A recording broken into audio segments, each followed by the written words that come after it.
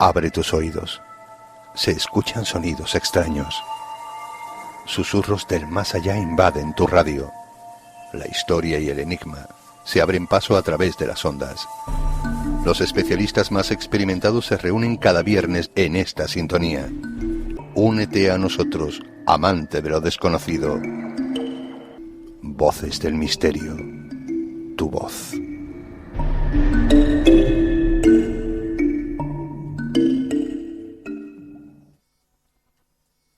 ¿Quién son los primeros que empezaron a hablar del misterio? Esto es un poco lo que yo quiero transmitir hoy.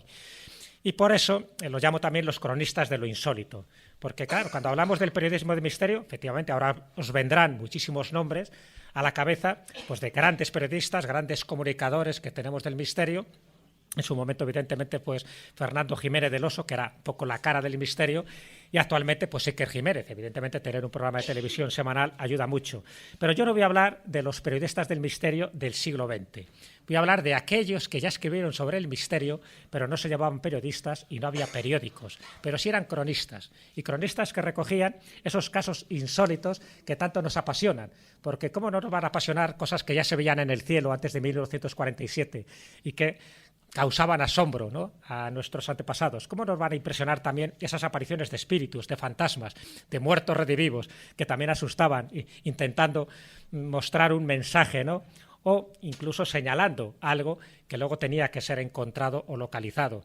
De todo eso tenemos en las crónicas, y por eso he querido traer una selección que evidentemente en 50 minutos no nos va a dar tiempo, pero sí lo suficiente como para darnos cuenta que estos cronistas del misterio han estado pululando en este planeta llamado Tierra desde hace más de 2000 años, incluso mucho más, pero bueno, me voy a limitar a unas épocas muy concretas. En concreto, fijaros, dentro de los cronistas europeos, porque si hablamos de Asia, en China y en Japón hay muchísimos más, pero ya en la antigüedad ya has visto que ya tenemos a Tito Livio, a Plinio el Viejo, Plutarco, en fin, todas las crónicas que aparecen en estas obras de autores romanos, de autores clásicos, la de Julio Sequens, que ahora os comentaré. Dentro de los cronistas medievales, ahí tenéis unos cuantos, porque en todas estas obras, en todas siempre hay acontecimientos sobrenaturales, hay acontecimientos insólitos, hay cosas que nos sorprenden, que nos dejan con la boca abierta. San Isidoro de Sevilla, sus etimologías, estamos hablando del gran genio, ¿no?, visigodo de la época, pues también siempre tiene un apartado para los prodigios. Agobardo de León y Magonia, habéis oído hablar de Pasaporte a Magonia, pues os contaré el origen. Gonzalo de Berceo, con los milagros de Nuestra Señora, en fin, más prodigios que eso, ¿no?, donde la Virgen hace prácticamente de todo y sobre todo rompiendo las leyes de la naturaleza, que para eso es la Virgen. Los grimorios, ¿no?, el Picatres, el libro de San Cipriano. Me consta que algunos por aquí tenéis vuestros grimorios y que en algunos casos hasta practicáis sus conjuros. Bueno, y sobre todo por la noche. Los bestiarios medievales, tantos y tantos, ¿no? Pero claro, como tengo que seleccionar y hay tantas cosas, que veáis un poco una lista de los hechos prodigiosos de lo que escriben. Fijaros que me estoy yendo a 2000 años atrás, ese periodismo, protoperiodismo del misterio. En todo eso yo he recogido, ya sabéis que soy un poco ratón de biblioteca, pero también me gusta ir a los lugares, ¿no?, para comprobar que esas leyendas siguen dejando huella. Pues se habla de seres zoomorfos, de seres híbridos, de cometas extraños, de huevos con inscripciones, de demonios, de prodigios aéreos, de apariciones de seres sobrenaturales, de enanos, de gigantes, de hombres y mujeres peces, de nacimientos teratológicos, del mal de ojo, como no, también este tipo de cosas se hablaban en la antigüedad, de fenómenos extraños en la naturaleza, de personas con una gran longevidad o de lluvias de sustancias y objetos curiosos, lo cual a muchos de los que estéis aquí seguro que os puede remitir a un personaje del siglo XIX que dice, ah, sí, de lluvias extrañas, pues está claro, ¿no?, de Charles Fort, el libro de los condenados. Nada, un pringadillo comparado con las crónicas que os he traído a relucir, porque en el fondo lo que hace Charles Fort, igual que han hecho también otros autores, es recoger esas anomalías y ponerlas un poco en un listado para darnos cuenta de que vivimos en un mundo realmente extraño. Y el que no lo sepa es que no tiene ojos para ver, no se da cuenta precisamente de que vivimos en un auténtico prodigio y que cada día es un milagro. Hay gente que lo sabe y sabe que cada vez que se levanta por la mañana da gracias al hacedor o a lo que crea, porque en el fondo es un auténtico regalo estar vivo y ver la cantidad de cosas que nos suceden en cada momento. Algunas pasan desapercibidas, como esta especie de duendes o de espíritus transitorios, pero otras quedan en el alma. Y aquellos lugares que quedan en el alma son los que realmente nos transmiten un mensaje. Y hay muchísimas. Y si encima eso viene corroborado por una leyenda, por una crónica, por una tradición, pues miel sobre hojuelas. Así que, dejando a Charles Fort, porque en el fondo es cercano a la época que quiero tratar. Si nos vamos un poco a lo más antiguo, fijaros este libro. Y además os voy a poner siempre referencias de obras que son fáciles de conseguir. O sea, no estamos hablando de crónicas que tienes que ir al archivo de Indias o al archivo de la Inquisición para darte cuenta de cosas que pasaban, que también las hay, evidentemente. Pero hay muchas que, por suerte, ya están publicadas. Y este libro de Julio Obsequente, de Julio Obsequens, como se decía en latín, está lleno de ese tipo de elementos. Incluso se habla de hasta 160 casos distintos que él va recogiendo desde la fundación mítica de Roma, ¿no?, en el siglo VIII a.C., hasta la época del Imperio. Julio Secuente, que prácticamente no tenemos datos biográficos, pero se sabe que vivió en el siglo IV, va contando muchas cosas que a él le relataron. Evidentemente también él copia a muchos autores que le precedieron, como a Tito Livio. Pero fijaros, he puesto ahí unos cuantos ejemplos de los muchos, ¿no? Pero ya está hablando de cosas que se veían en el cielo, de cosas que pasaban en la tierra, de encuentros con entes y personajes extraños, sobrenaturales, y esto ya lo va contando pues con la mayor naturalidad, igual que cuenta otro tipo de episodios que le pasó al cónsul o al pretor determinado, también va hablando, pues eso, por ejemplo, que en la Galia vieron 3 soles, 3 lunas. Es verdad que a día de hoy a lo mejor se puede explicar por los parhelios o por los selenios, eso se podría explicar, pero en aquella época siempre se asociaba a señales del cielo, a señales de los dioses, a presagios. Acordaros que tenían todo un colegio de los auríspices y también de los augures. Es decir, cualquier señal que apareciera y que fuera anómalo, ellos consideraban que era un presagio divino, un mensaje que querían dar los dioses, y por lo tanto había que interpretarlo. ¿Quién lo interpretaba? Pues un colegio sacerdotal especialista en esas materias. Y iba a misa aquello, porque los romanos, como bien sabéis, tanto en la República como en el Imperio, fue una de las grandes civilizaciones que hemos tenido en el mundo, no solo en Occidente, y por lo tanto no se les puede decir que eran unos papanatas o que creían en cualquier cosa. Eran muy supersticiosos porque estaban totalmente convencidos que cualquier prodigio, cualquier señal, cualquier indicio que saliera, ya digo, de lo normal, estaba indicando un augurio, o bueno o malo, que había que interpretar. Y entonces ahí nos encontramos, bueno, me río yo de la era ufológica desde el siglo XX. Encontramos este tipo de prodigios en todas las épocas.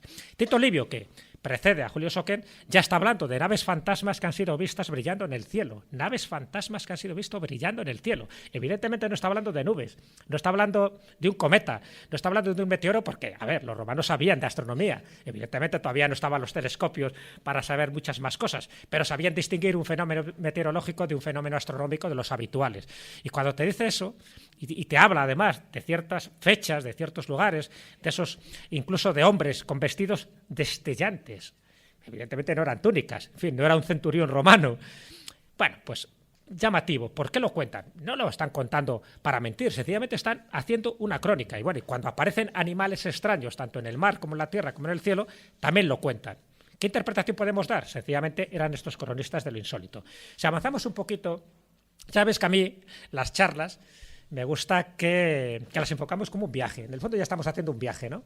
Estamos haciendo un viaje un poco al pasado y nos iremos acercando en el tiempo. Pero es un viaje donde los que nos han precedido ya tenían interés por el misterio y tenían también interés por recogerlo, por registrarlo en sus crónicas.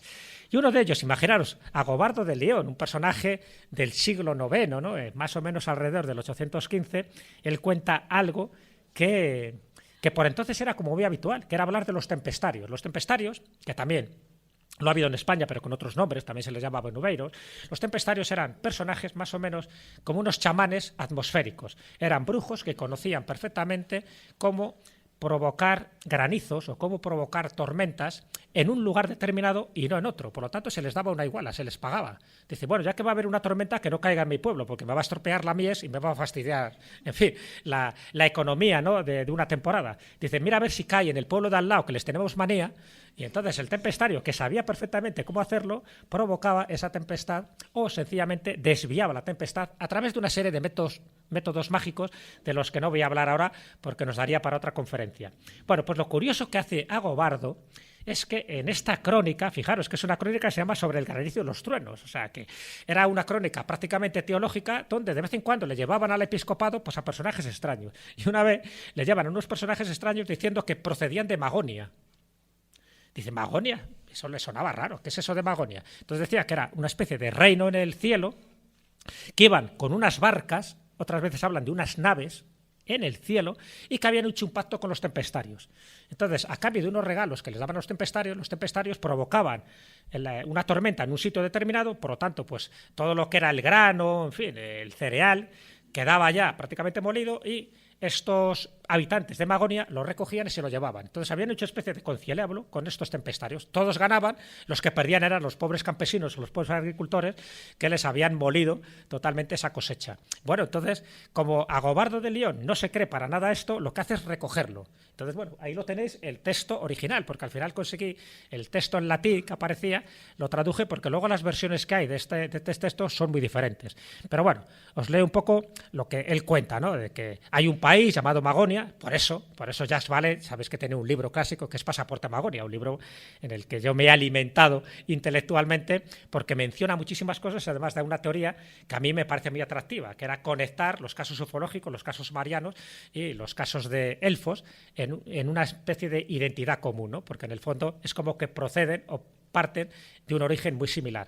Y él lo que dice es que un día había muchos de estos estúpidos presentar a un grupo de gente, a 4 personas que estaban encadenadas, 3 hombres y una mujer. Estos supuestamente son los que habían capturado de esta nave, ¿no? de este, vamos a llamarle, ovni de la época, ¿no? Del siglo IX, de la época medieval. Lo que pasa es que él no se lo cree, estaban a punto de quemarles porque los consideraban que eran los causantes directos de esa tormenta y por lo tanto de ese estropicio, pero Agobardo dice, dejarles en paz, que esta gente no ha hecho nada.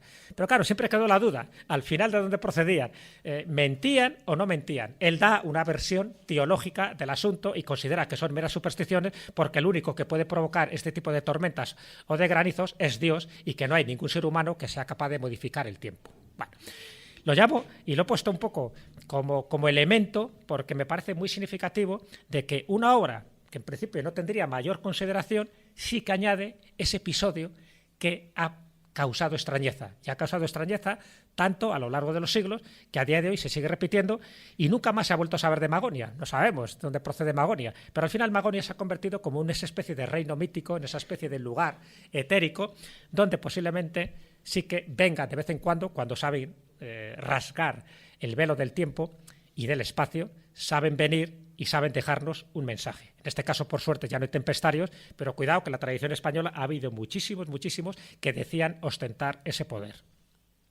Fijaros, si era tan llamativo que en muchas ilustraciones posteriores, como esta de 1665, aparecen representaciones de barcos, porque claro, cuando hablaban de una nave o de un barco, no se imaginaban una nave distinta a lo que ellos concebían, y tenía que ser una nave con una serie pues de lo que era los palos, lo que era, en fin, el trincante, lo que era la mesana, los clásicos, la clásica estructura de un navío del siglo XVI o del siglo XVII, pero como navegando por las nubes, es decir, el lugar de agua son las nubes. Esto estaba más acentrado de lo que pensamos, estaba como muy consolidado de que había otro mundo que en algún momento se abrían esas grietas espaciodimensionales y que podían intervenir en los asuntos humanos. Otra cosa es que intervinieran para bien o para mal en función del comportamiento, porque ya sabéis que luego este tipo de apariciones, de visiones, de signos, de señales, tienen una parte moralizante. Es decir, en función de cómo se hubiera comportado ese pueblo, así ocurría o no ocurría una determinada desgracia o una determinada aparición. Y si seguimos ya y nos vamos al siglo XVI, que me parece que es el siglo por excelencia, donde la mayoría de estas crónicas hacen hincapié en relaciones extraordinarias, cuando digo extraordinarias es contando esos hechos que os dije al principio, pues bueno, os he puesto un pequeño resumen, ¿no?, de esos cronistas de lo extraño. Ahí tenéis, bueno, desde los Avisi italiano, porque muchas de las cosas surgen un poco en Italia, porque eran como menos, no sé, tenían menos complejos a la hora de escribir este tipo de cosas. Y en función de eso, pues, también los franceses y los españoles lo hacían. Dice, si lo hacen los italianos, imaginaros lo que puede haber en el archivo secreto del Vaticano. Si fuéramos capaces de adentrarnos allí, la cantidad de cosas que podíamos encontrar, porque muchas tienen que ver con este tipo de crónicas de lo extraño. Por supuesto, he hecho más hincapié en casos españoles, ¿no? Lo tenemos más cerca y las obras son más accesibles.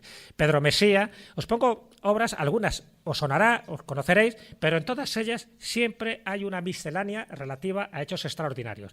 Pedro Mesía, con Silva de Varia Lección, Antonio de Torquemada, El jardín de flores curiosas, otro libro imprescindible. Matías Escudero de Cobeña, muy poco conocido, pero vamos, imprescindible, que es la relación de casos notables ocurridos en la Alcarria. Calvete de Estrella, que es una carta que escribe al general Gran Vela y también le va contando episodios extrañísimos. Luis Zapata de Chávez, Ambroise Paré, por ejemplo, un francés, ¿no?, que era cirujano. Pierre Boistot.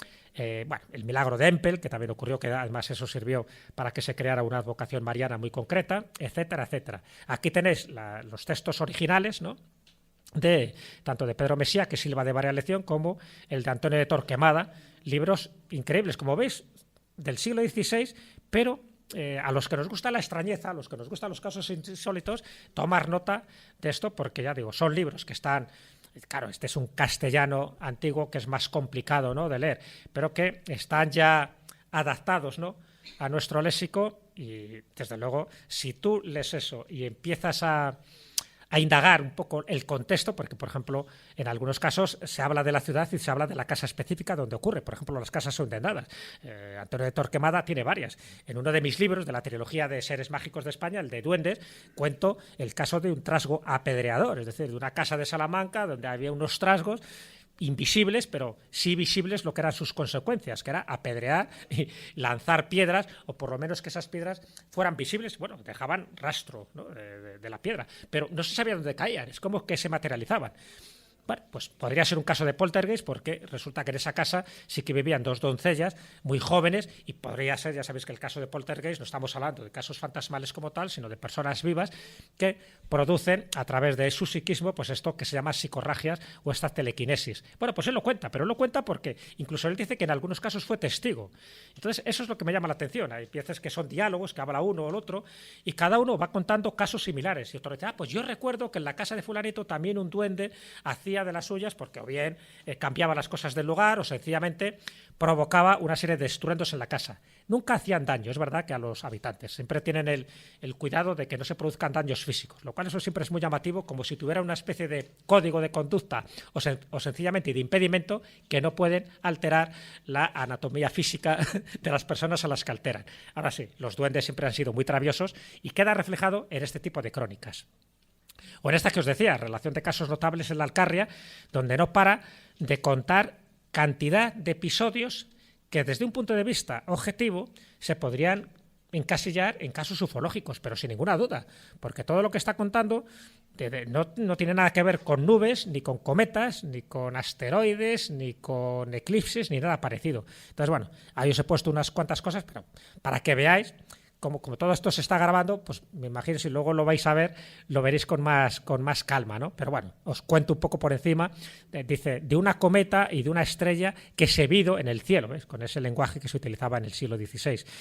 Y dice, después de las 7 de la noche, al parecer de muchas personas que lo vieron, que se había abierto el cielo, fijaros, se había abierto el cielo, fijaros en la fecha que es, estamos en diciembre, por lo tanto en invierno, se abre el cielo. Y luego sale una gran claridad y sale un cometa tan grande que admiró a todos los que lo vieron. Cometa grande, o sea, cuando se abre el cielo. En fin, fue vista por todos estos reinos y muchos echaron sobre ella muchos juicios. Evidentemente empezaron a pronosticar. Esto es mal augurio o un buen augurio. Normalmente siempre se asociaba o bien a nacimientos de alguien que iba a ser importante para la historia de España, o bien a algún fallecimiento de alguien también importante, cuyo fallecimiento iba a marcar el fin de una era o el inicio de otra. Bueno, pues de esto está lleno este libro de don Matías, que a mí me llamó muchísimo la atención cuando lo vi. Entonces, fijaros que estoy contando como casos de libros que, bueno, evidentemente ya tiene que ser con el invento de la imprenta, que ya sabéis que es a partir de 1450 con Gutenberg. Pero esto en principio solo era accesible a personas pues, de una cierta cultura y de un cierto nivel económico, porque había que comprar estos libros, pero es que había otro tipo de literatura, la literatura de pobre, que se llamaba, que también se contaban casos extraordinarios, también a veces exagerados, siempre se le añadía, en fin, una pátina, ¿no?, de sobrenaturalidad mayor todavía de la que ya tenía de por sí, ¿Y sabéis cuál era? ¿Qué tipo de prensa y qué tipo de panfletos son los que se utilizaban a partir del siglo XVI? Y además, como casi un invento muy genuino español. Oiga, no vais a ganar un libro, ¿eh? Así que... Pero sería los pliegos de cordel. Los pliegos de cordel, que también hay, y sus... un poco sus variantes, ¿no? Las coplas de ciego, las hojas volantes, los romances, las relaciones de sucesos, las aleluyas, los gozos, las coplas, las gacetas, los trovos, etcétera, etcétera, etcétera. Pero sobre todo, pliegos de cordel. ¿Por qué pliegos de cordel? No son libros, evidentemente, no estaban encuadernados. Eran pliegos, normalmente, pues eso, de 8, 16, de 32, que se colocaba un cordel y luego estos pliegos, estos panfletos, vamos a llamarlo, se colocaban en la cuerda, se vendían muy baratos, por 5 céntimos, y cada uno pues iba cogiendo. Pero claro, tenía que contar una historia muy concreta que solía estar ilustrada, ¿vale? Esa historia estaba ilustrada para que la gente lo viera, para que le entrara por los ojos, porque muchos no sabían leer, pero daba igual. Si lo compraba alguien que sabía leer, bueno, ya se creaba ahí un circulito alrededor de él, y él lo que hacía era relatar lo que se decía en este pliego de cordel o en esta copla de ciego.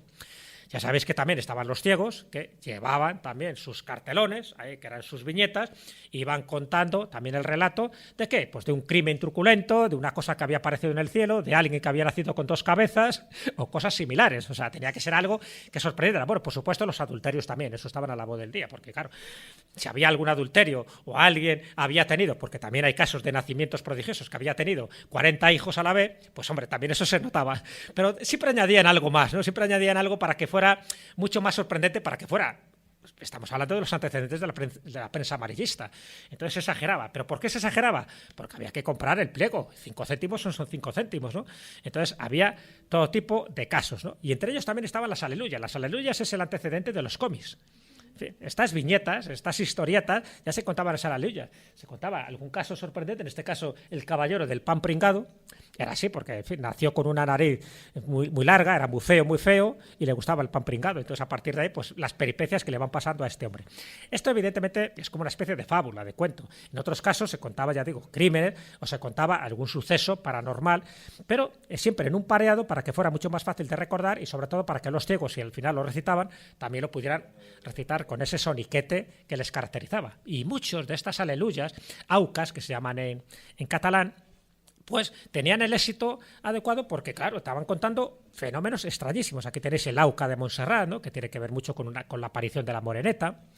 Aquí tenéis cómo se distribuía, pues eso, en imprentas, en librerías, de manera ambulante y a través de buhoneros o ciegos copleros, porque era una forma de ganar un dinerillo, ¿no? Iba con su lacerillo, que le colocaba el tenderete, y entonces ya no eran pliegos como tal, que tú te los podías llevar a casa. Ojo, esos pliegos servían para todo, ¿eh? Servían para leer. Y luego, si tenías una necesidad imperiosa, ibas al servicio y no había papel higiénico, pero mejor que un pliego más ilustrado no podía quedar el culo.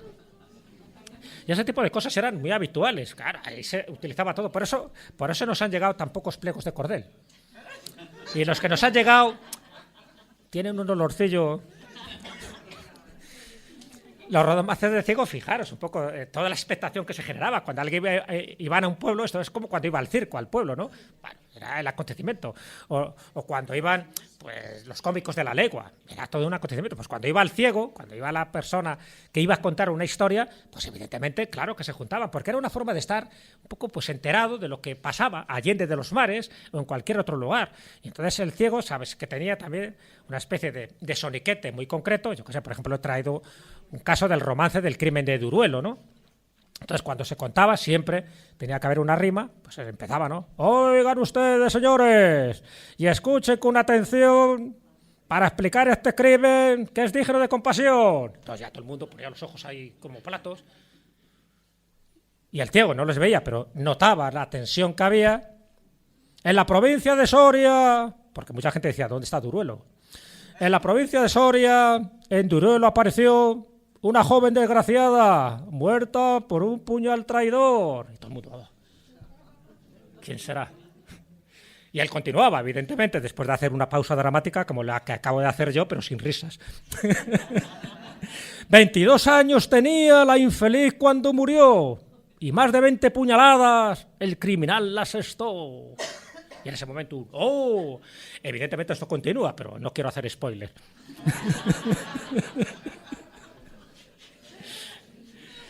Bueno, algunas de las relaciones, porque también se llamaban relaciones, las relaciones de hechos extraordinarios o de sucesos, y he puesto aquí unas cuantas para que os deis cuenta, y esto de forma cronológica, de hechos raros. Yo creo que al final tenía que haber un poco titulado esta charla Rarología, ¿no? Porque en el fondo va de eso.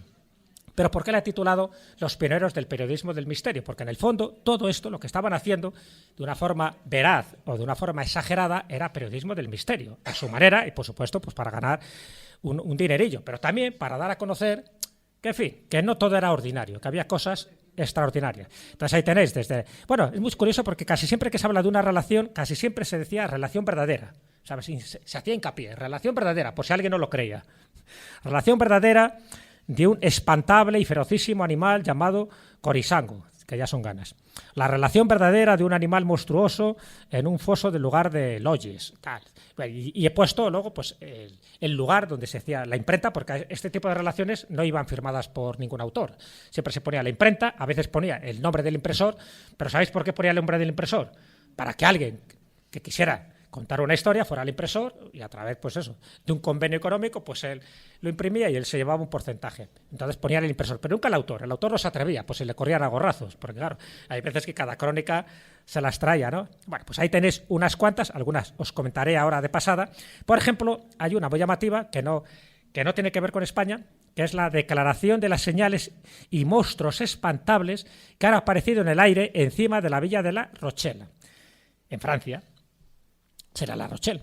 ¿Ves ahí? Esta sería, por decirlo así, el panfleto, el pliego, siempre con una imagen, ¿no? Y en este caso lo que intenta representar es, bueno, pues ciertas cosas, ciertas señales que se vieron allí, pero nada comparado cuando tú lo lees, porque empieza diciendo que se ve un cometa muy extraño, en fin, que tiene un comportamiento bastante anómalo, pero que luego aparece un ser resplandeciente, un ser, dice, como insuflado en fuego, con lo cual llama mucho la atención. Luego dice que aparece un carro tirado por unos caballos gigantescos muy parecidos a unos elefantes y que también además van como encendidos en fuego, con lo cual es como unas descripciones que dan para demostrar la luminosidad que debían desprender, ¿no? Que en ese carro iba una cuba, dentro de la cuba iba un monstruo que ya no sabe ni cómo describirlo porque no se parecía a ningún animal, y dice esta declaración de las señales que se vieron en La Rochelle, que cuando el monstruo que iba en la cuba, que a su vez iba en el carro tirado por estos caballos de fuego, cada vez que pegaba un alarido, había unos cuantos que se morían de un infarto, del estruendo y de lo feroz que era ese alarido, ¿no? Y te lo cuenta tal cual. Evidentemente, está exagerando, pero bueno, ahí tenéis la crónica. Y claro, si entramos un poco en el apartado de los bichos, bichejos y bicharracos que hay en estas crónicas, es delicioso. Pero sobre todo no porque lo describen, sino el problema es del dibujante que tenía que dibujarlo. Dice, bueno, a ver ahora cómo describo lo que me ha dicho que tiene unos cuernos, que a la vez parece una serpiente, pero no es una serpiente porque parece un elefante, y dice, a ver cómo lo dibujo. Entonces, bueno, pues ahí intentaba dibujarlo. Entonces ahí como ve, agarrando a uno por ahí, como diciendo, suéltame. Pero el fin era atroz de esta gente, porque te podías imaginar, dice, ¿qué le está comiendo? Es un reptil. Eso sí, asustaban mucho, como he puesto ahí. Entonces hay toda una retahíla de monstruos reptiloides que asustan, que matan, pero que en el fondo siempre se consideraban también, ya digo, desde una variante moralizante. ¿Ves? Esto pasa porque habéis cometido un pecado, entonces Dios, en su justa misericordia, ha traído una de estas bestias y está matando, pues sobre todo a los pecadores, claro. Y entonces al día siguiente había una cantidad de confesiones tremendas. ¿Ves? Aquí a la fiera malvada, ¿no? La fiera malvada o la fiera corrupia, que también era otro de los nombres que recibía, ¿no? La corrupia, según José María Irrebarre, ya te lo contaba, tenía cabeza de toro, fijaros, con cuernos descomunales, cuerpo de lagarto, lleno de escamas, sus uñas eran como ganchos de romanas, ya sabes, las balanzas romanas que había. Y para su exterminio fue necesaria la intervención de todo un regimiento de infantería de línea, o sea que no había forma, ¿no?, de terminarlo. Pero claro, unas al final se copiaban a otros, como veis, ahí tenéis otra vez una fiera que está como agarrando a alguien. Pero luego ya las variantes fueron tremendas, claro, como no había forma de comprobarlo, pues dice, venga, pliegos de cordel. Además eso veía que funcionaba, ¿no?, porque la gente escuchaba más y compraba más estos pliegos de cordel. Entonces, pues aquí, la arpía americana, ponían americana, pues está más lejos, es una especie de sirena, pero con una especie de risa sardónica. Nada comparado, por supuesto, con el monstruo de la laguna de Tagua. Claro, que encima el que va poniendo el sello, ¿sabes?, en la biblioteca para registrarlo, no se le ocurre otra cosa que ponerlo también en la cara de... Pero bueno. No, y luego abajo, ¿ves? Por eso digo lo de los cronistas del misterio, luego abajo te cuenta la historia, cuándo fue, en qué año y qué hizo. Normalmente, pues todo tipo de tropelías. Pero claro, había que dibujarlo. Yo le veo ahí al dibujante y dice, ¿qué has dicho? ¿Que tiene cuántos cuernos? Pues y lo iba dibujando. En este caso, pues el romance nuevo del horrible monstruo, como veis es horrible sin H, pero bueno, se da igual, tampoco le vamos a exigir ortografía, ¿no? Un monstruo marino del puerto de Lisboa, ¿no? Y entonces te pone el año, del año 1724. Entonces, pues bueno, una especie de Leviatán asolando ahí a todos los barcos. El monstruo de Jerusalén, claro, puestos a... Dice, ¿dónde les pongo? Tú por Jerusalén, que ahí no ha ido nadie. Y además veis debajo que hay una calavera, como diciendo, fíjate qué bestia es, que va dejando huesos por todos los lados. Pues este es de 1789. Que veis que prácticamente es el mismo de la Fiera del Espinar. Esta es muy interesante porque la Fiera del Espinar, claro, es un caso ya, en fin, ya más ibérico, relativamente cercano, como ves, aparece este pliego, ¿no?, en 1847, aunque hace mención a un caso anterior de 1844, pero veis que prácticamente ha cogido la misma. Entonces el dibujante dice, la Fiera del Espinar, dice, yo qué sé, pues cojo una que estaba... Bien, pero fijaros, porque esto es un caso que yo he intentado investigar, porque claro, cuando te habla del Espinar, solo te habla del Espinar. Entonces, en el Espinar hay un pueblo que se llama el Espinar, que es de Segovia, y hay otro que es Espinar de la Sierra, que es de Guadalajara. Yo creo que se está refiriendo a Espinar de la Sierra de Guadalajara. Entonces te dice que el día de San Antonio, que estaba en la misa, por tanto sería el 13 de junio, dice, esto es curioso porque siempre tiene mucho que ver con algún acontecimiento meteorológico. Cuando aparecen este tipo de bestias, es como que viene precedido de una tormenta, de algo inusual, pero una tormenta de estas fuertes, que es como que se abre ahí una especie de grieta y ahí es cuando salen todos los endriagos, todos los demonios y todos los bichos, ¿no?, habidos y por haber. ¿Para qué? Para matar, que es lo que saben hacer, para matar. Y en este caso, fijaros, lo que dice la crónica, ¿no? Dice, al cantar el Gloria, que ya son ganas también de fastidiar, ¿no?, están todos en la misa, allí, rezando, en fin, siendo muy espirituales, muy buenas personas. Entonces, en la Gloria se oye un ruido, como el de un huracán. Fijaros, viene precedido siempre de algo que asociado a rayos, a tormentas. Y entra la fiera. No está exactamente, que ya la veis que la han copiado de otra, ¿no? Pero entra una fiera, que debía ser horrorosa. Y ahora os diré en qué se basa, en qué se inspira, ¿no? Entra la fiera, hizo una gran matanza entre todos los fieles. Claro, como no tenían escapatoria, aterrorizados, continuando después sus devastaciones en el campo, perseguida por 6 milicianos a caballo, y habiendo invocado el cabo a la Virgen, una bala hirió al monstruo, que pereció dando un silbido. Y ahí dice, oh, qué bien, menos mal. Pero antes hizo una escabechina que dejó, claro, a Espinar de la Sierra sin población prácticamente, porque estaban todos justo en la misa más importante de ellos. Bueno, pues, claro, indagando aquí, dice, a ver, si esto es cierto, debería quedar más constancia, ¿no? Y sin embargo solo aparece en este pliego de Cordel. Digo, ya está. Fijaros la fecha de 1847. Digo, esto tiene mucho que ver, porque ya había llegado aquí el rumor y las noticias de la bestia de Gabodán, que esta sí que habéis oído hablar de ella, porque incluso hay una película, hay un dato histórico, porque incluso se llegó a capturar, se llegó también a embalsamar a la bestia de Gabodán con una especie de lobo gigantesco con instintos asesinos, porque se le atribuyen hasta 113 muertes, ni más ni menos. Pero es muy parecido porque también al final es muerta por Jean Chastel, pues, por un miliciano, que justo 2 imágenes de la Virgen que tenía, 2 imágenes de plata, la funde para convertirla en una bala, y esa bala es la que le atraviesa justo el cerebro y muere. Entonces, si os dais cuenta, la Fiera del Espinar se parece bastante a lo que pasó a la bestia de Gabodán casi un siglo anterior. Entonces yo entiendo de que se está refiriendo a eso, ¿no? Entonces, bueno, pues muchas veces unos se copiaban a otros haciendo referencia a un hecho histórico, pero a veces distorsionado o a veces ubicado en una localidad geográfica que no ocurrió realmente. Porque es verdad que la bestia de Gabodán sí que hizo muchos estragos y sí que su popularidad pues fue allende de las fronteras de Francia y, por supuesto, pues al país vecino que era España. Así que esa es mi teoría y, por lo tanto, en el Espinar no se ha encontrado más referencias que la que os he comentado. Pero eso, claro, asustó muchísimo porque, evidentemente, que un monstruo de estas características saliera prácticamente de la nada y matara a tanta gente, pues dejó algo traumatizada a la población. Pero no he encontrado más que ese pliego de Cordel.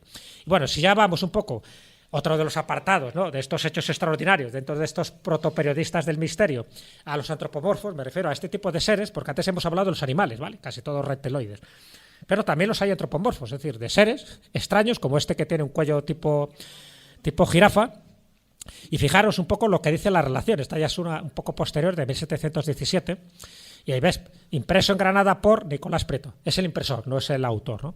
Monstruo que fue capturado por los turcos en el cerco de Buda, el hecho de Budapest. El hecho ocurrió en febrero de 1664 y el monstruo tenía cuerpo de hombre y cabeza de caballo, con el pescuezo muy largo, con crines, peleaba con arco, con flechas, claro, muy llamativo. Entonces así que lo dibujan y queda reflejado en esta crónica.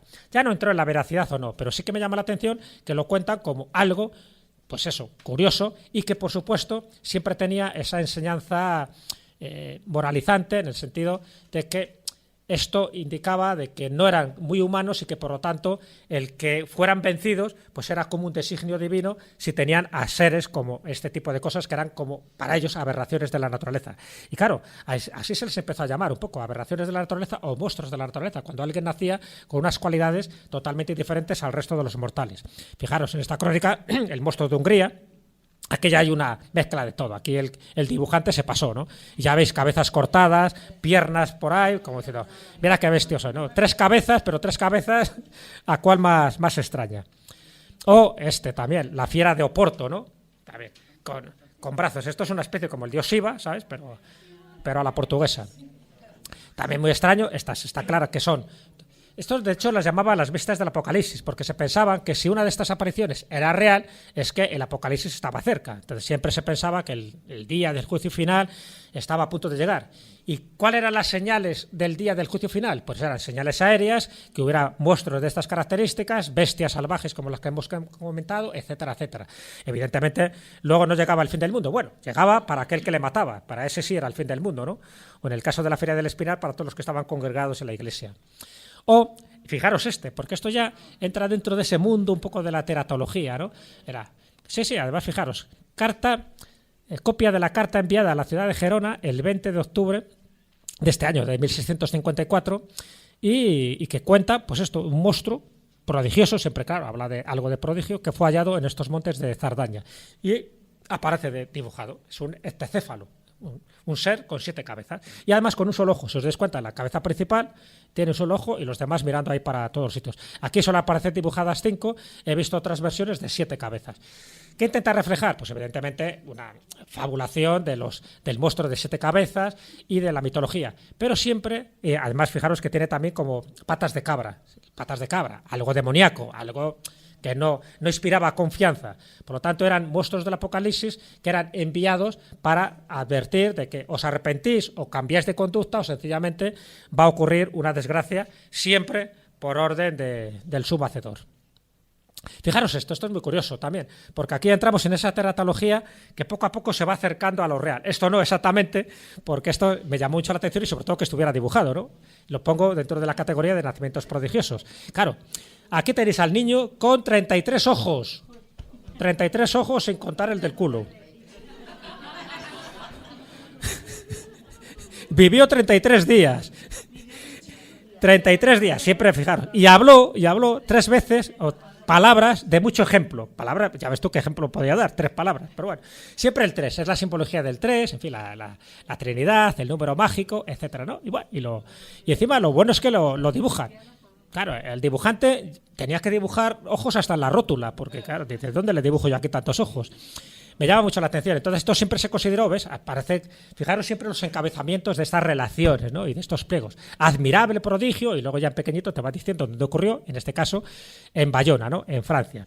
Pero claro, aquí entramos en esos seres, ¿no? En esos nacimientos prodigiosos, donde cada vez que ocurría, pues se interpretaba de muchas maneras. Y es verdad que normalmente el niño moría al poco tiempo. Pero claro, imaginaros cuando empiezan a hacer esto. Y esto sabemos que esto es cierto, porque ha ocurrido y sigue ocurriendo, ¿no? No lo interpretaban como ¿qué ha pasado? ¿No? ¿Qué mala suerte? No, siempre era, pues esto, acordaos un poco lo que nos decía nuestro querido obispo Acuña, dice, pues que ha fornicado con un incubo. Entonces, claro, la simiente del diablo, pues pasa lo que pasa, te han pillado, guapa. Dice, pues otros decían, pues eso, que podía ser, no un incubo, pero un sacerdote, un capellán, pues que hizo cosas que no debería hacer y entonces pues ahí está la prueba del delito, ¿no? Entonces, claro, cada uno interpretaba de forma siempre moralizante algún acontecimiento que se salía dentro de lo que era normal, ¿no? Imaginaros la pobre madre o el pobre padre, pues que encima le caía el estigma de que cuando tenía un nacimiento de estas características. Bueno, será por huevos. Es decir, cuando salía un huevo, se supone que de una gallina, con inscripciones, también lo interpretaban como algo apocalíptico, ¿no? Algo que había que descifrar. En este caso, ahí tenéis unos huevos supuestamente hallados en Roma con extraños signos que había que interpretar, porque el huevo lo que simbolizaba era el mundo. Entonces estaba diciendo, ¿veis? Esto es el mundo y aquí están pasando cosas. Y había que interpretarlo. O este que aparece en una obra de Ambroise Paré, que aparece con una especie de medusa, ¿ves? Con serpientes en la cabeza y que estaba inscrito dentro del huevo. Claro, lo lógico es suponer que aquí hay fraude, ¿no? Y que estos huevos tienen pues la misma realidad que un euro de corcho, o sea, ninguna. Pero sí que quedaba ahí como reflejado de algún elemento extraño de que algo hizo la gallina o el que fuera para que nacieran estos huevos, ¿no? Bueno, en este caso, para el padre Acuña, he traído un exorcismo. Porque claro, aquí, pensando en todos. Este exorcismo, que no sé si conocerás y no sé si conoceréis, es muy llamativo porque es el de una mujer. Además, no deja de ser también una crónica, ¿no?, del misterio de una mujer que durante años, porque cuando le hacen el exorcismo es el 1601, pero ya llevaba 20 años con multitud de problemas físicos, acudió a los médicos no sabían qué decir, hasta que le dicen, no, esto seguro que tienes una posesión. Y entonces pues ya va de iglesia en iglesia y haciendo mil cosas hasta que llega a la Catedral de Zaragoza y allí practican este exorcismo. Y es muy llamativo, ¿no? Porque lo que cuentan los exorcistas, que fueron dos, solo he cogido un pequeño extracto, ¿no?, de ese exorcismo. Entonces hacen el ritual, tal, que más o menos ya sabéis que se sigue todo un protocolo. Y lo interesante de esto, contestó que dentro de Brígida Pérez vivían 3 demonios. El principal de ellos se llamaba Nicol, el segundo Natanal y el tercero Lelel, que yo creo que era la transcripción que hacía en función de lo que le sonaba, lo que le iban diciendo. Con 50 arrimados, o sea, acólitos, también otros demonios inferiores, que en forma de grandes moscones, os habéis dado cuenta que ya no hay moscas aquí, ya nos hemos encargado de que ya las moscas que se vayan con Belcebú, que para eso es el señor de las moscas. Pues estos moscones afligían a la espirituada y que el principal de estos se llamaba Angelot. Impelidos para que abandonaran a aquella mujer, contestaron que, aunque con gran repugnancia, saldrían el sábado siguiente por la mañana a la misa de los infantes y que lo harían a honra y gloria de María del Pilar. Se está refiriendo a la Virgen del Pilar, a la Pilarica, ¿vale? Pasando a dar señal para indicar que ya habían salido. ¿Cómo daban la señal? Dando 4 golpes a la puerta principal de la iglesia, como efectivamente ocurrió, según sigue diciendo la crónica posterior. Tachán. Y por supuesto, Brígida Pérez quedó liberada de esos demonios porque los exorcistas no eran tan buenos como el padre Acuña, pero consiguieron su efecto. Si seguimos con demonios, porque crónicas de demonios hay para aburrir, os podéis imaginar, he cogido otra que me parece muy significativa, la aparición de 35 legiones de demonios. Aquí ya no hablamos de 3 pringadillos, no, 35 legiones de demonios en la villa de Castro. Que ya dice la crónica, dase cuenta de las cosas que hicieron y letras en las que el suelo escribieron, porque dejaron mensajes, en 6 días que estuvieron en su término y lugar, por el que ocurrió en Castro, en Huesca, en 1613, ¿no? Y va dejando una serie de señales, bueno, 1000 cosas hay que os he puesto, pero que es muy llamativo, porque ante estos espantosos sucesos, el prelado de la villa reúne a la clerecía para conjurar los monstruos y se declara que la visión es un aviso del fin del mundo y del juicio final, como no podía ser menos. Y no dijeron porque eran pecadores los de Castro, porque yo me imagino que al día siguiente pues todos confesándose por si acaso, ¿no? No va a ser que cayera la maldición. Ya veis que es muy llamativo, porque no deja de ser crónicas de lo insólito, cosas que pasan, entonces asocian pues a seres monstruosos, a demonios. No os he traído casos de hadas, de duendes y tal, porque ya en alguna ocasión os he hablado de esas apariciones. Pero sí me gusta un poco reflejar que gente seria, gente científica, como en este caso Ambroise Paré, que fue uno de los grandes médicos cirujanos, barbero, porque por entonces ser cirujano también había que ser barbero, tanto te sacaban una muela como que te abrían el estómago para sacarte alguna cosilla, cuando se permitían ese tipo de operaciones, que luego fueron prohibidas, pues tiene una obra, que os recomiendo, porque además está traducida al español, que es Monstruos y prodigios. Entonces, claro, este cirujano, es decir, con una formación científica, lo que hace es recoger cosas que a él le llegaron o cosas que a sus colegas le llegaron. Y además con dibujos, ¿no? Con grabados. Por ejemplo, estos siameses. Claro, entonces era muy llamativo porque los va describiendo, pero siameses, algunos extrañísimos, rarísimos. Fijaros, otro tipo de imágenes. También, algunos, fíjate, los de abajo, prácticamente sin cabeza, una especie como de protuberancia. Y encima los ojos, que ya tienen más gracia, en el pecho, ¿no? Que dices, bueno, es curioso. Pero que él lo cuenta, ya no es un pliego de cordel, donde la imaginación del impresor vuela, ¿no?, por los aires. No, estamos hablando de un médico que intenta recoger lo que él ha visto o lo que le han contado. Por ejemplo, casos de una persona nacida, pues como si fuera una especie de cerdo, pero antropomorfo, ¿no? O un caso de hipertricosis, ¿no?, de alguien que tenía muchísimo pelo. Pero claro, es que esto no nos tenemos que remitir solo al siglo XVI, que podía decir que estaban exagerados. Es que también hay cuadros, como este, por ejemplo, de Lavinia Fontana, de finales ya del siglo XVI, del caso de Antonieta González, que tiene mucho que ver con Pedrus Gonsalvus, que era un hombre de Tenerife. De hecho, en fin, hipertricosis por todo el cuerpo. Él tuvo varios hijos, tuvo 4 hijos y 4 hijas, y algunas de las hijas, como en este caso de Antonieta, bueno, se tuvieron que ir porque, claro, esto era un fenómeno que les llamaba la atención. Pero en lugar de estar estigmatizados, los llevaban a las cortes para ser exhibidos, ¿no? Y muchas de estas cortes a las que fueron a cortes italianas. Entonces, bueno, pues hubo una pintora, en este caso Lavinia, que lo dibujó tal cual. Y en la carta que porta Antonieta, lo que está contando es el origen de su familia. De cómo no es ninguna maldición, sino sencillamente que por una serie de causas que no se conocían, pues ellos habían nacido así, pero con una inteligencia tremenda. Entonces, llama mucho la atención. Algunos, evidentemente, mira, también le ha llamado la atención a esta muñequita, que parece que ha sentido. ¿Ves? Más casos de prodigios, de siameses, en este caso una relación verdadera, siempre se habla de relación verdadera, de 1634, en este caso de una mujer de Tortosa. En otro caso, fijaros también aquí, qué curioso, sobre todo hay como 2 mujeres que llama mucho la atención, y luego esta relación que veis aquí a mi izquierda, donde aparece una cosa muy llamativa. Es de 1688, dice, es una criatura con 2 naturalezas, la de niña en la parte común y la de niño en mitad de la frente. Que si os dais cuenta, ahí aparece más o menos dibujado, pero el pendulillo le salió como un tercer ojo.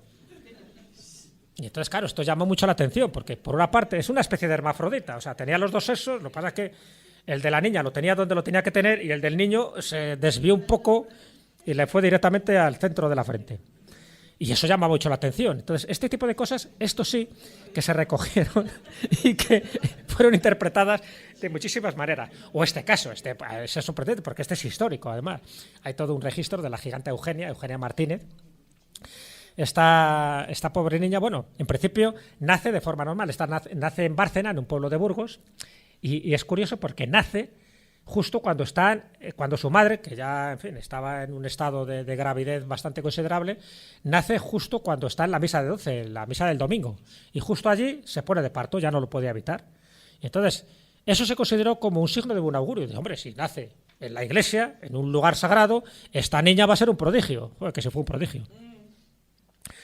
Porque a los 2 años ya pesaba unos 15 kilos, y al cabo de 6 años, cuando tenía 6 años, pesaba 75. Es decir, que empezó a engordar, a crecer, pero no algo natural, no porque comiera mucho, sino sencillamente por una cuestión genética. ¿Qué ocurre? Estamos en la época de Carlos II el Hechizado.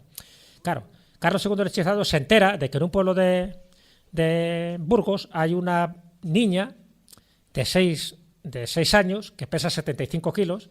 Dice, la quiero ver, porque claro, Carlos II el Hechizado tampoco era un dechado de virtudes, ¿no? Tenía enfermedades y problemas por todos los lados. Y es lo que se llama gente de placer, es decir, aquellos que tienen algún tipo de deformidad, pues se les llevaba a las cortes para que fueran exhibidos, pero también es verdad que les daban un dinerillo, les daban regalos, y en este caso, el pintor de corte de Carlos II el Hechizado, por orden del propio monarca, dice que haga un retrato, pero no en este caso como en esta relación que estamos viendo, este pliego de cordel, sino que haga un retrato verdadero de cómo era Eugenia Martínez. Y encima, con la delicadeza que les caracterizaba en aquella época, ¿sabes cómo titula el retrato? La monstrua vestida. La monstrua. ¿Queréis verla?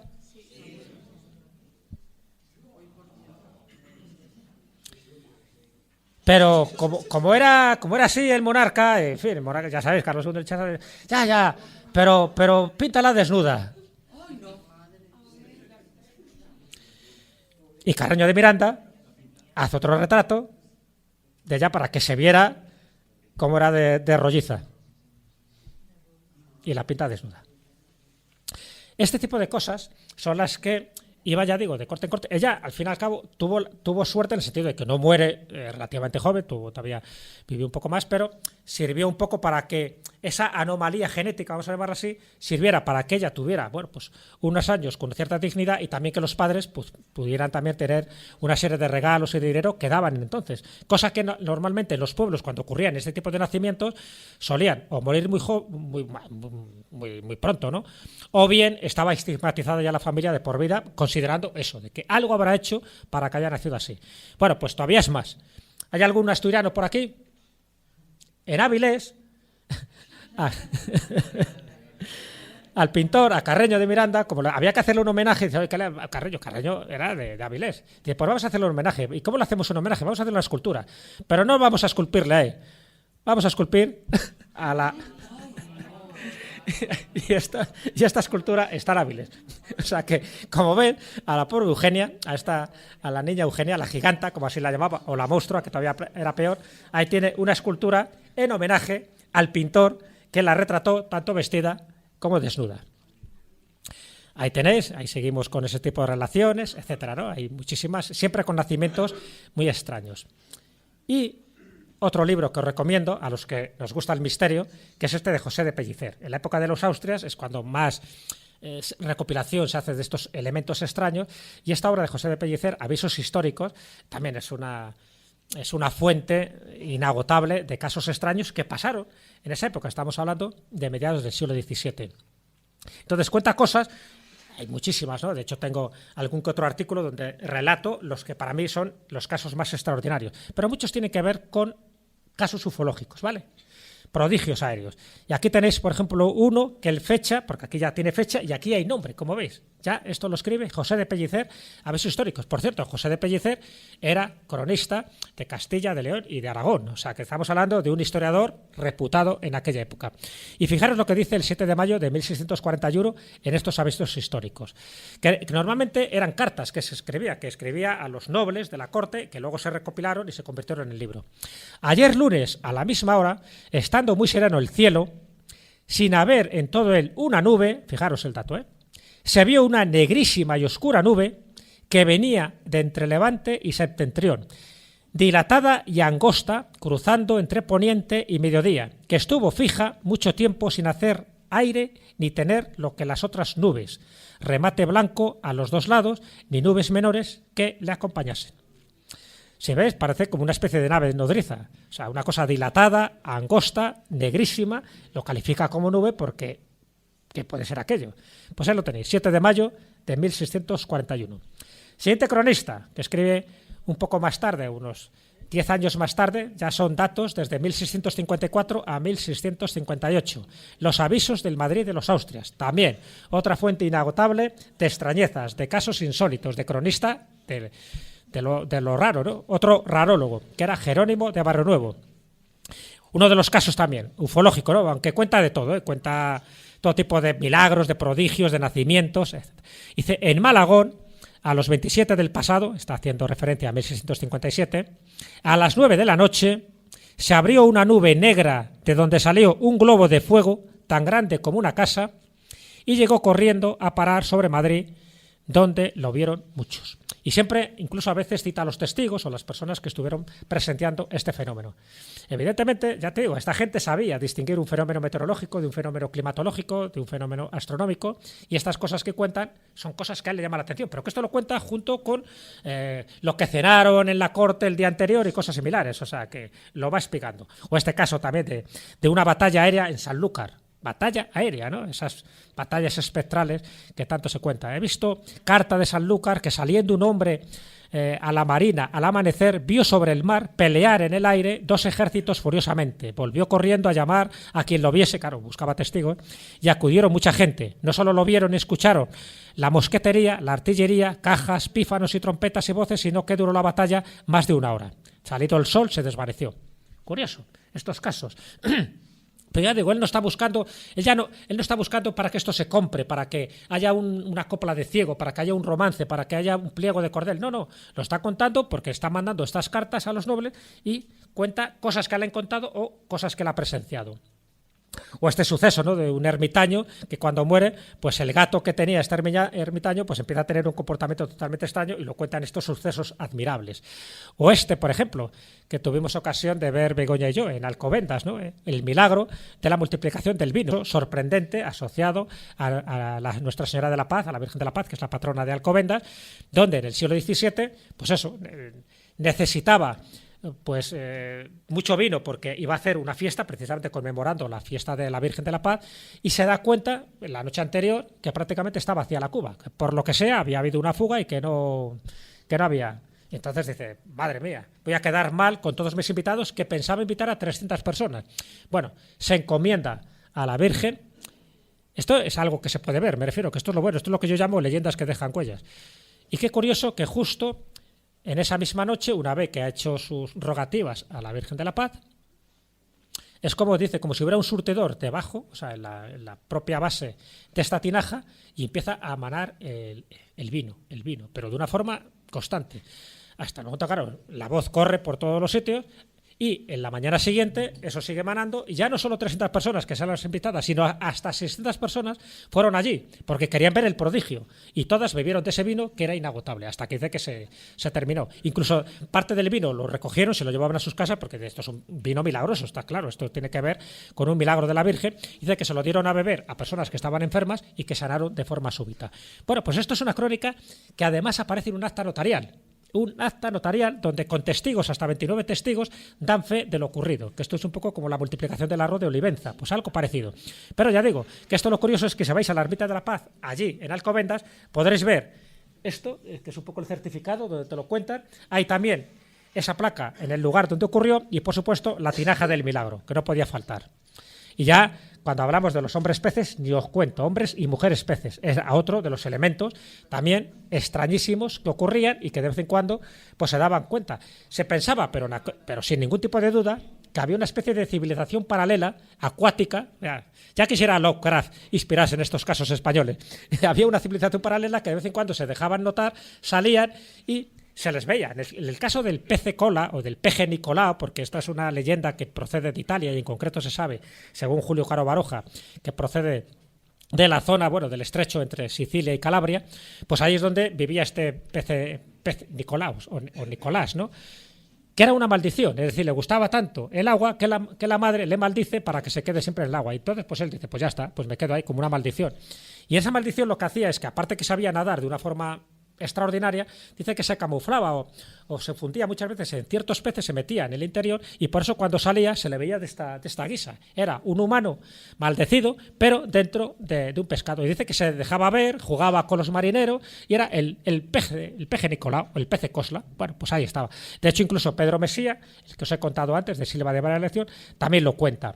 Y aparece en las crónicas, pero no solo él, sino que, por ejemplo, en la obra de Guillaume Rondelet, que está considerado el padre de la ictiología, que tiene bastantes tratados sobre peces acuáticos, cuenta que había obispos, como el padre Acuña, pero ya metamorfoseado, y además dando la bendición, porque esto es lo bueno, era tal, entonces salía y entonces les daba la bendición y otra vez se metía en el agua, ¿no? Y ahí lo representaba de la mejor manera que podía representarlo, ¿no? El fraile del mar, capturado en Noruega, o el pez obispo, que dice que vio un retrato en Roma. Pero es que esto lo escribe, ya digo, Guillaume Rondelet en este libro, donde además de especies marítimas conocidas, pues te cuenta esto, como el que no quiere la cosa. Y bueno, ya el fenómeno de la pez mujer, ya ni os cuento, ¿no? Hay una especie de híbrido extrañísimo que también aparece en estos pliegos de cordel. O este dato. Claro, ¿cómo retratas a una sirena? Pero intentando hacerlo de forma científica. Pues ahí lo tenéis. Dibujo de pez muller, incluido en el manuscrito del jesuita Miguel del Barco, jesuita, en la obra Historia Natural y Crónica de la Antigua California. Y te dice el texto que aparece a pie de dibujo, ¿no? Porque intenta darle toda la veracidad posible, claro. Los ojos muy blancos. Claro, esto es lo que le decía al dibujante y el dibujante lo fue dibujando en función de esta crónica. Los ojos muy blancos, el cuello y pechos blancos, la cola a modo de arco, boca y nariz chicas. El grandor, según me acuerdo, dice el testigo, era más que de 2 cuartas, pero esto se salva, pues hay de todas las edades. Y así dibujó, que parece de chiste, pero bueno, pero por una parte, un poco de todas estas sirenas, entonces ya sabéis que además fue todo, pues, una falsedad, ¿no? Un fake news, pero que Barnum no tuvo ningún problema de colocarlo en su circo, el Barnum. Pero vamos, se sabía que este tipo de sirenas no existían. Y bueno, voy terminando porque ya me han dado aviso. Hay para, os podéis imaginar, para mucho más. Pero bueno, sí quería contaros un poco el caso de, para mí, nuestro primer ufólogo, ¿no? Nuestro primer ufólogo de investigación de campo, que era, como no, Torres Villarroel. Ya sabéis que además fue catedrático de matemáticas en la Universidad de Salamanca. Pues él fue testigo, por lo menos, de 3 ocasiones donde vio fenómenos ufológicos.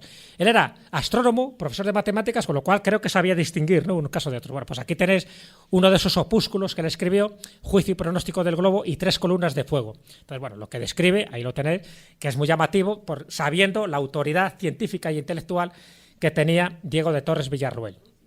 O también, cómo no vamos a citar dentro de estos protoperiodistas, dentro de estos cronistas del misterio, al padre Feijó.